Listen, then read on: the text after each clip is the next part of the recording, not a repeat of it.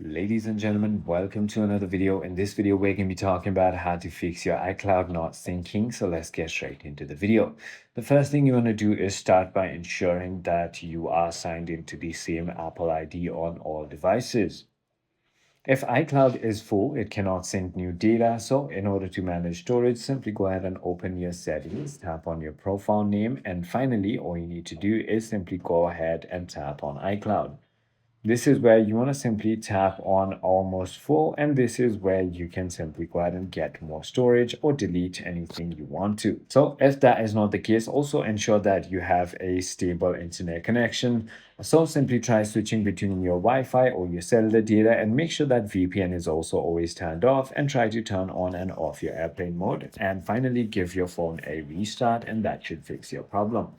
I hope this video clarifies everything for you. If you have further more queries, feel free to comment down below, and I'll see you on the next one.